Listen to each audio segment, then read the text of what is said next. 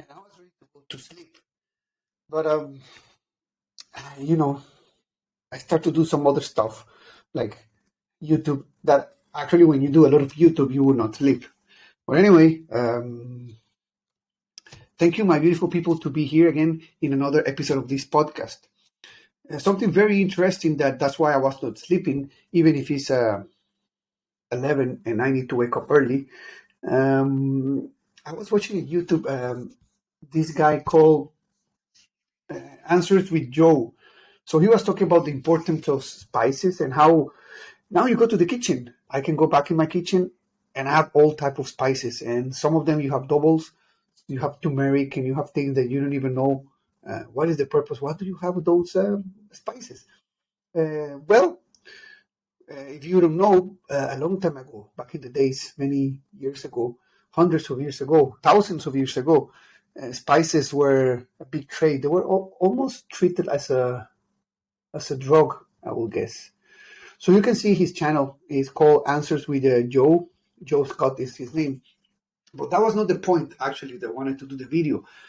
What I remember about doing my podcast was because he has a podcast about, I mean, it's not a podcast, it's a video information kind of thing. Very interesting channel. But because he's always talking and talking about interesting stuff, I remember that I haven't done my episode for a while. And then it reminds me that early this morning, I did a post in LinkedIn about Apple. I don't know if you guys have heard about that Apple has they're very close to allow other third-party people or companies to repair their phones. And when I say third-party people, mean do it yourself. It's not allowed either. Technically, it's not allowed. Like every day that they release a new phone, even they have like different screws and different ways of opening the phone that is just the Apple way. Apple has the instructions of how to do this. And well, there's a debate of if why Apple should keep doing it, and there's a debate, open debate about it, if they should keep doing it or not. And there's a lot of things that we need to think about, why they protect their technology. And but well, the interesting part of this is that last year they promised, yeah, Apple promised that they would releasing a kit to do repairs yourself. But anyway, uh, a small break here about the repairs. I think everyone knows that in every country that you live, there's these places they can fix anything. It doesn't matter if it's original parts or they come from China or they're knockoff or who knows what. But there's some people that can fix anything, and there's a lot of shops that they will fix your iPhone. Maybe it will not be with original parts, and maybe it's not going to be the best quality repair, or somehow you will lose some type of, for example, the seal, so the phone might not be waterproof anymore. Anyway, so last year, Apple promised that they're going to release a manual and a toolkit to do the repairing it by yourself. So then I found LinkedIn a link, for an article that it was written by The Verge. I don't know if you guys are familiar with The Verge. The Verge, I would say, is interesting. I don't know if it's a website for just technological stuff like Wired magazine, but they quite spend time with the technology stuff. If it's not just full technology, then I think it's the majority, at least as far as I'm concerned. So this guy was talking that he basically bought a kit. So the kit cost around, let me check what was the price of the kit. So the price of the kit is, let's check how much is the price of the kit.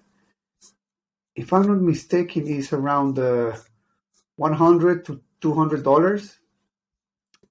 So this is how it works. You contact Apple and you pay the $200 or 100 something dollars. And on top of that, you have to put a security deposit of, I think it's 1,500 US dollars. And then they will send you 79 pounds iPhone repair kit to do yourself.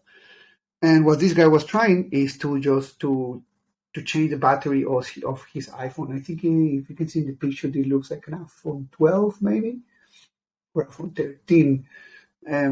Anyway, so he's talking about everything that happened, right? That he has to go and pick up the cases, and since the moment that you receive the cases with all these special kits and machines to open the iPhone and do repair, um, okay, that's 79 pounds, and it comes in a kit in a box, and it takes from the day that it arrives to you. You have, I think, it's 1 or 2 weeks. When I forgot all these things. So I think you have 8 days. So you have 8 days to return the kit. If not, then I guess you have to pay for it. And he was complaining basically that the problems of or the technicality of fixing or changing the battery, because he was saying that it's supposed to be something very very easy. It's just a battery, right? But anyway, Apple has the way of opening the phone. It has a couple of screws. I know that it has a pressure, so it needs like a clamp that hold the phone and suck the one part of the phone, and it just pop it up open. And then it comes with some screws to open here and there, and they have the manual. There is a big manual of how to do it.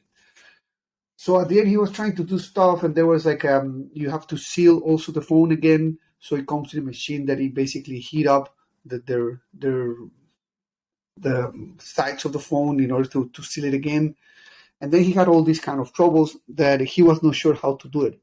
So he was saying that he thinks it's not worth it because of all the hassle of getting a 79 pounds suitcases to fix it with all these big equipments, where to put the phone, how to press it, how to open, and the tools and everything.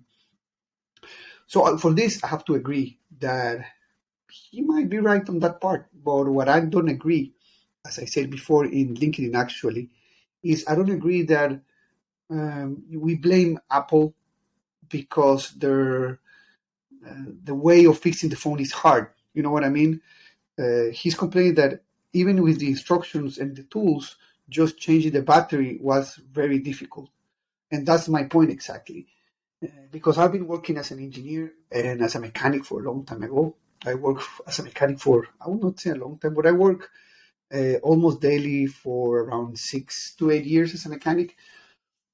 And I experienced that, for example, if we have a specialized cars, let's say a Range Rover or a Porsche, when you start working on some parts of the car, let's say in the electronics, or just not in electronics, let's say in the engine, you need to remove the gearbox, for example. So you need special tools. You need like hex bolts or Torx bolts that not every car uses. On top of that, you have to use millimeters, not inches, wrenches and tools. And those kind of things is not the common knowledge. So, okay, I'm going to fix the Porsche. Let's say that I'm a normal person. I have my Porsche, and I'm very techie, I said, and I like to fix my own stuff. So I have enough money to buy the manual, to find the manual, the manufacturer's manual, the repair manual, let's say, when it shows with pictures and with guides how to fix it. But because it's explained there, doesn't mean that everyone can do it. You need to have some preparation on it. You have to know the technical skills about it. And on top of that, on top of the technical skills, you need some specialized tools as well that sometimes you don't find them in the normal shops. There's even some specialized tools that it says like, in order to remove this part, please buy or please use the Porsche part ABC. Or if you are fixing, I don't know, something with Range Rover, they have like special tools. So that's the part that I don't agree with this article in The Verge. That yes, I mean the toolkit is massive. I would not say unnecessary, but it's massive. Just to open a small phone, you have 79 pounds of equipment. That includes a holder for the phone. It has like an autoclave, something like that. And the instruction, there is a big booklet. And then this person just changing the battery, you find a lot of hassle. But it's understandable because you are not an expert on phones. So even if you know how to use the tools and you can read a manual, that doesn't mean that you have the skills to do it. Same with when I was fixing cars. Sometimes even I had all the tools necessarily. Like you struggle, you don't understand the instructions because you're not familiar with the system, with the type of engine, with the tools. So it might be difficult, but that's not the problem of Porsche. Porsche, in this case, they were not. They're not blocking you to not fix the car. Nevertheless, some of the things they ask you to bring it to the dealership, right? So, I mean, I understand the point there that you should be able to do it yourself. And this is the case with Apple as well. And me personally, even if I have the tools, I don't think I would try to fix my phone since I'm not an electrician. I'm not a, I mean, I'm a mechanical engineer and I have a lot of experience in electronics. But that doesn't mean that I'm prepared to, that I have the knowledge to repair my own iPhone. By any means, if I open the iPhone to fix it and I screw it up, it's my fault. And Apple is not going to help me on anything. So that's not a good idea.